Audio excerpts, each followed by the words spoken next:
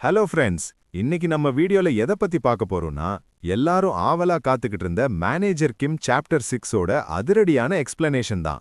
போன எபிசோட்ல மேனேஜர் கிம்மும் அவரோட ஃப்ரெண்ட் ஹான்ஸுவும் சேர்ந்து கிம்மோட பொண்ணை தேடி மேபு ஹை ஸ்கூல்ல என்ட்ரி கொடுத்தாங்க. அங்க இருந்த ரவுடி பசங்க எல்லாரையும் சும்மா துவம்சம் பண்ணிட்டு கடைசியா மெயின் ஆபீஸ்க்கு போனாங்க. அங்க இருந்த அந்த ரவுடி தலைவன் நம்ம கிம்மோட பொண்ணு போனை வச்சுக்கிட்டு அவ போட்டோவை பார்த்து தப்பு தப்பா பேசி நம்ம கிம்மோட கோபத்தை கிளப்புனான். இன்னைக்கு வீடியோவோட ஆரம்பத்திலேயே அந்த ரவுடி தலைவனோட முகம் அப்படியே வீங்கி போய் அடையாளம் தெரியாத அளவுக்கு இருக்கு. நம்ம மேனேஜர் கிம் அவனை போட்டு அந்த படி அடித்து பின்னிப்பாடு இருக்காரு. கிம்மு சும்மா விடுவாரா? அவனோட தலைய பிடிச்சு கரெக்டா ஆங்கிள் செட் பண்ணி முகத்துல பலார்னு ஒரு குத்து விடுறாரு. அதுக்கப்புறம் நிக்காம லெஃப்ட் ரைட்னு 4-5 குத்துக்களை தொடர்ந்து விடுறாரு. அந்த ரவுடி தலைவன் அப்படியே தூக்கி எறியப்பட்டு தூரமா போய் விழுறான். இங்க நம்ம கவனிச்சிங்கன்னா மேனேஜர் கிம்மோட ஒவ்வொரு மூமெண்ட்டும் ரொம்பவும் துல்லியமா இருக்கு. அவரு சாதாரணமா குத்தல, எதிராளியோட உடற்கூறியல் அதாவது அனாட்டமி தெரிஞ்சு எங்க அடிச்சா அதிக வலி இருக்கும், எங்க அடிச்சா உடனே செயலிழந்து போவாங்கன்னு புரிஞ்சு அடிக்கிறாரு. அவர் தலைய பிடிச்சு ஆங்கிள் செட் பண்றது, எதிராளியோட தாட அல்லது மூக்கு பகுதியை குறி வச்சு க்ளோஸ் குவார்ட்டர்ஸ் காம்பேட் அதாவது சிக்யூசி நுட்பத்தை பயன்படுத்துறாரு.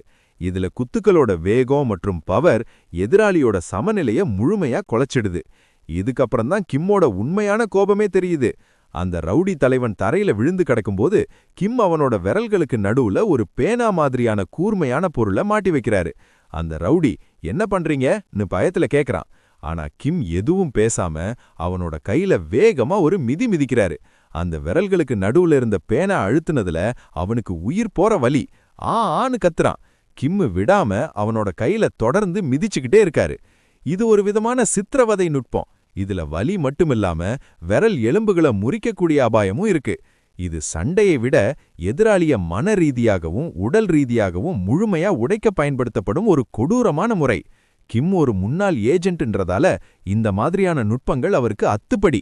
இத பார்த்துட்டு இருந்த ஹான்சு, இத்தோட நிறுத்திக்கோங்க, இதுக்கு மேல அடிச்சா அவன் செத்துருவான்னு சொல்லி கிம்ம தடுக்கிறாரு.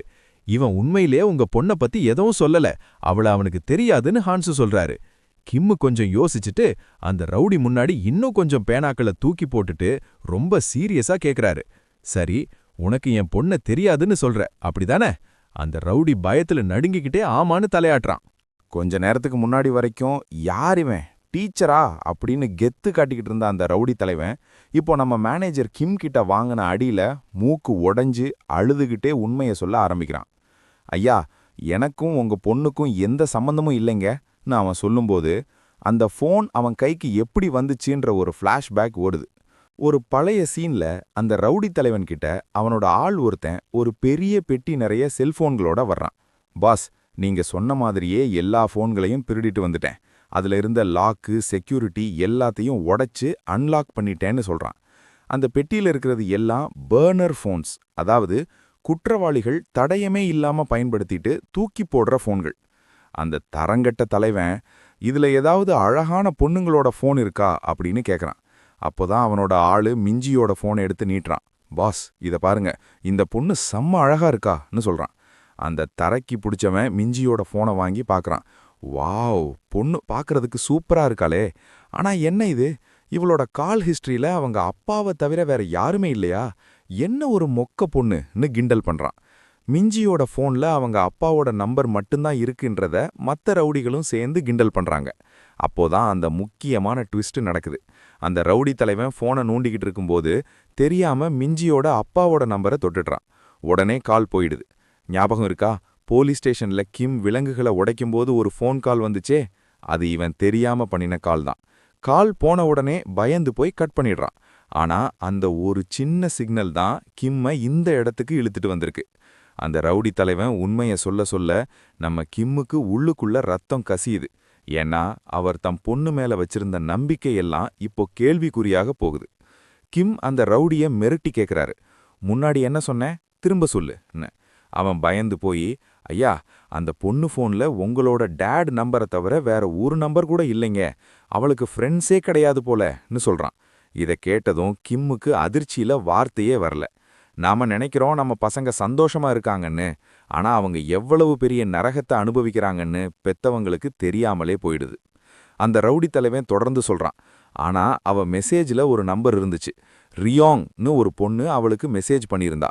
ஆனா அத ஃப்ரெண்ட் பண்ணின மெசேஜ்னு சொல்ல முடியாது. அந்த மெசேஜ்ல என்ன இருந்துச்சு தெரியுமா காய்ஸ்?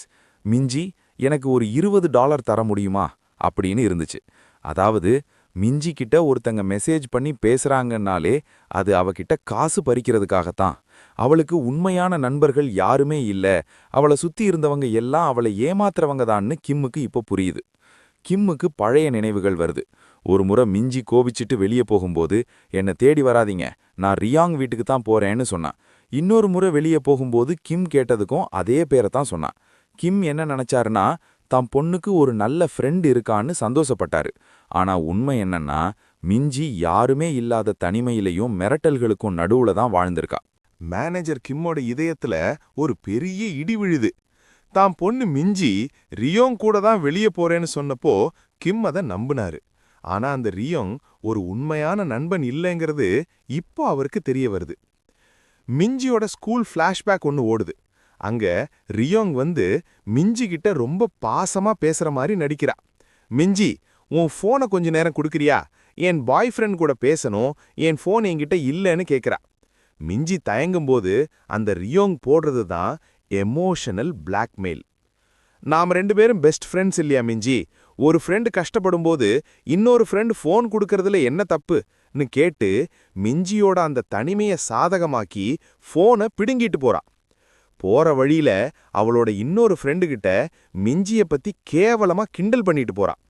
ரியோங் எவ்வளோ பெரிய துரோகிங்கிறது இப்போ நம்ம கிம்முக்கு தெளிவா புரியுது. நம்ம மேனேஜர் கிம்முக்கு ஒரு பழைய ஞாபகம் வருது. ஒரு முறை மிஞ்சியோட ஸ்கூல் ஃபார்ம் ஒன்று நிரப்பும்போது, அம்மா, உன்னோட பெஸ்ட் ஃப்ரெண்ட் யாரு? அந்த ரியோங் தானேன்னு கேட்குறாரு. அப்போ மிஞ்சி, ஆமாப்பா, அவள் தான் என் பெஸ்ட் ஃப்ரெண்ட், எப்பவும் என் கூடவே இருப்பான்னு சிரிச்சுக்கிட்டே சொல்றா. ஆனா இப்போ அவ ஃபோன்ல இருக்கிற மெசேஜுகளை படிக்கும்போது தான் தெரியுது, அந்த ரியோங் அவகிட்ட, மிஞ்சி, உன் ஜிம் ட்ரெஸ்ஸை தொலைச்சிட்டேன், சாரி, கொஞ்ச நேரத்துல உன் ஃபோனை வாங்க வருவேன், ஹாஹான்னு மெசேஜ் பண்ணியிருக்கா. ஒரு அப்பாவா கிம்முக்கு இப்போதான் புரியுது, தான் பொண்ணு உயிரோட இருந்தப்பவும் தனிமையிலையும் சித்திரவதையிலையும் தான் வாழ்ந்திருக்கான்னு. கிம்முக்கு இன்னொரு கசப்பான நினைவும் வருது. ஒரு முறை மிஞ்சி ஃபோன் எடுக்கலன்னு அவர் அவகிட்ட கோவப்படுறாரு. அப்போ மிஞ்சி பயந்துகிட்டே, இனிமே எனக்கு கால் பண்ணாதீங்கப்பா, எனக்கு சங்கடமா இருக்கு, நான் என் ஃப்ரெண்ட்ஸ் கூட இருந்தேன், அதான் எடுக்கலன்னு சொல்றா. இப்போதான் கிம்முக்கு உரைக்குது, மிஞ்சி அன்னைக்கு ஃப்ரெண்ட்ஸ் கூட இல்ல, அவளை மிரட்டி வச்சிருந்தவங்க கிட்ட இருந்து தப்பிக்கத்தான் அப்படி பொய் சொல்லியிருக்கா. என் மகளை பத்தி எனக்கு ஒரு மண்ணும் தெரியலையேன்னு கிம் இப்போ மனசுக்குள்ளேயே அழுதுகிட்டு இருக்காரு. நம்ம மேனேஜர் கிம் அப்படியே நில குலைஞ்சு நிக்கும்போது ஹான்சு சியாங் வந்து அவர் கைய பலமா பிடிக்கிறாரு. கிம், உங்களை நீங்களே கஷ்டப்படுத்திக்காதீங்க, இது உங்க தப்பு இல்லன்னு ஒரு ஃப்ரெண்டா அவருக்கு தைரியம் சொல்றாரு. ஹான்ஸ் சொல்றாரு, கிம், உன் வலி எனக்கு புரியுது, ஆனா இப்போ நாம எமோஷனல் ஆகக்கூடாது. முதல்ல மிஞ்சிய கண்டுபிடிப்போம். அவளை கண்டுபிடிச்சதுக்கு அப்புறம் அவகிட்ட மண்டியிட்டு மன்னிப்பு கேளு. அவளை சரியா கவனிச்சுக்கலன்னு சொல்லி அவளை கட்டிக்கிட்டு அழு. ஆனா இப்போ நீ ஒரு வீரனா இருக்கணும். ஒரு குடும்பத்தை தாங்கி பிடிக்கிற அப்பா எவ்வளவு பெரிய கஷ்டம் வந்தாலும் கல்லு மாதிரி நிக்கணும்னு ஹான்சு சொல்லும்போது நம்ம கிம்முக்குள்ள இருந்த அந்த பழைய ஸ்பெஷல் ஏஜென்ட் மீண்டும் விழிச்சுக்கிறாரு. ஆமா ஹான்சு, நீ சொல்றது சரிதான்னு சொல்லி கிம் தன்னை தேத்திக்கிறாரு. இவங்க 2 பேரும் இவ்வளவு சீரியஸா பேசிட்டு இருக்கும்போது பின்னால அடி வாங்கி தொப்பையா கிடக்கிற அந்த ரவுடி தலைவன் மனசுக்குள்ள நினைக்கிறான், டேய், என்ன அடிச்சு துவம்சம் பண்ணிட்டு இப்போ என்னடா தத்துவமா பேசிட்டு இருக்கீங்கன்னு. ஆனா கிம் சும்மா விடுவாரா? அவன் காலரை மீண்டும் கொத்தாக பிடிச்சு, உண்மைய சொல்லு, இந்த ஃபோன் உனக்கு எங்கே கிடைச்சது? ஒரு ஸ்கூல் பையன்கிட்ட ஒரு பாட்டில் சோஜுவுக்காக இந்த ஃபோனை நீ கொடுத்திருக்க, இது எங்கிருந்து கிடைச்சது? திருடுனியான்னு கேட்கிறாரு. அந்த பிச்சைக்காரன் போதையில, என்னது, நான் திருடுனேனா? ஏன் நிலைமைய பார்த்தா உனக்கு திருடன் மாதிரியா இருக்குன்னு திமிரா பேசுறான். அவனுக்கு தெரியல, அவன் முன்னாடி நிக்கிறது 2 வெறி பிடிச்ச சிங்கங்கள்னு. கிம் அந்த பிச்சைக்காரனை மிரட்டின உடனே அவன் உண்மைய சொல்ல ஆரம்பிக்கிறான். ஐயா, ஒரு பெரிய கார் இங்க வந்துச்சு, அதுல இருந்து ஒரு ரவுடி ஒரு பைய தூக்கி வீசினான், அதுல தான் இந்த மொபைல் இருந்துச்சு. ஆனா அவங்க ஏதோ பாடியை டிஸ்போஸ் பண்றத பத்தி பேசிட்டு இருந்தாங்க அப்படின்னு அந்த பிச்சைக்காரன் சொன்னதும் கிம்மோட உலகமே ஒரு நிமிஷம் இருண்டு போகுது. தான் பொண்ணு உயிருக்கு ஆபத்துன்னு தெரிய வருது. கிம் அந்த பிச்சைக்காரனை உலுக்கி எடுக்கிறாரு. அந்த காரணி பாத்தியா, அவங்கள உனக்கு தெரியுமா, நம்பர் என்னன்னு அவர் கேட்கும்போது அந்த பிச்சைக்காரன் பயத்துல உறைஞ்சு போய் கிம்ம பாக்குறான். அவன் வாயை திறக்கிறதுக்குள்ள சட்டுன்னு இந்த சாப்டர் இங்கேயே முடியுது. நம்ம சேனலை சப்ஸ்கிரைப் பண்ணிடுங்க. அடுத்த வீடியோல உங்களை சந்திக்கிறேன். Tata bye bye.